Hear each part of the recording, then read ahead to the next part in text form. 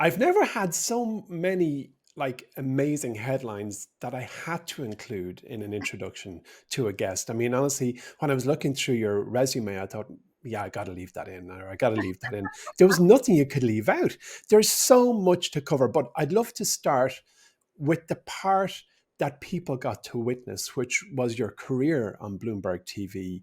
And you have sat in front of the most influential and successful business leaders of all time, and they've answered your questions. So, I guess the first thing I'd like to ask you is at a 40,000 foot level, can you tell me what you learned from this cohort of incredible individuals?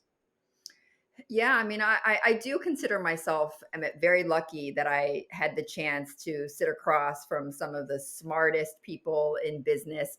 And also, it wasn't just the titans of business like Warren Buffett and Elon Musk, but really the range of people that I got to sit across, from government officials to entrepreneurs and everybody else on the spectrum. So I think that in and of itself is what initially drove me to be a journalist, is that with a notepad and a pen you could get access to pretty much anyone in this world. So in terms of what I've learned from some of these people, and in particular people love talking about Buffett, and obviously talking about Elon Musk. um, what I learned about, I would say, some of the people that we talk about the most is that they're very much who they are on camera are very much who they are in real life. So, I when I first joined Bloomberg TV, I remember my editor came up to my desk shortly, after I started and said, "We need to get Warren Buffett to join Bloomberg Television, and that's going to be your job." So that Wow. became my priority number one, was to get Warren Buffett to do an interview with us on Bloomberg Television. And I remember that, for a long time he wasn't, he wasn't on camera with us. He didn't do interviews with us. And so I kept thinking, how can I get him to join? And I would send him letters. I would, call his assistant and say, hey, Berkshire earnings just happened. Can you come on the show? And of course, every single time I did that, the answer was always no. There was really no incentive for him to want to do something for me. And so it wasn't really until I realized that I needed to sort of change my thinking when it came to getting him on television and to join me for an interview. So my thinking changed when I said, it's not what he can do for me, which is what I Mhm. want, but what I can Mhm. do for him. And so I started to think, you think about people who are these billionaires, they've got everything, at their feet, they've got all the money in the world. But what can I bring them? And it's it's interesting, they're just everyday people. Mhm. So, I started to look up, what is he interested in, he loves bridge, there's sports teams he's interested in, etc. And so, I sent him stats on the, articles about his interests, and it engaged him to the point that I remember one day I'd sent him an interview request, and he sent me back a letter that said something along the lines of not right now. And I showed that to folks, and they said, that means he's going to do an interview with you. So lo and behold, a few months later, Wow. I was flying off to Omaha, sitting in his Cadillac, seeing all his newspapers strewn around his office, and sitting there in Omaha doing an interview with him.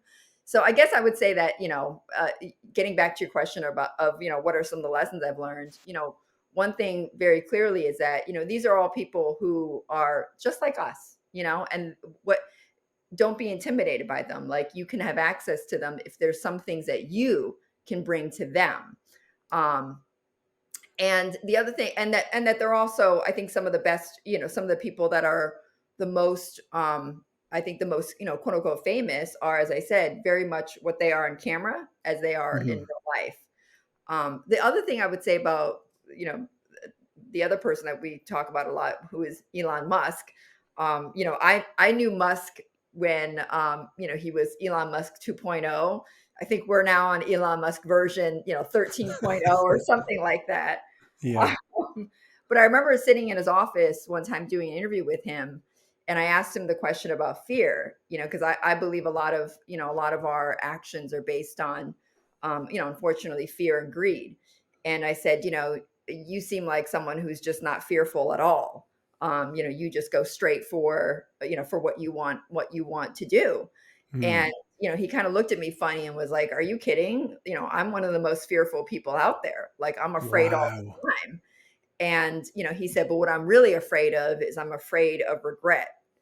And that's my biggest fear is I just don't want to leave this earth and not have done the things I wanted to do and fear that regret. And that really, that was that one micro moment. I call those things micro moments of, mentoring or coaching or whatever you call it, whether he meant it or not, that it kind of inspired me. I don't want to live a life of regret. I don't want to have that. I want to have that fear of regret. If there's one fear I want, it's that fear of regret.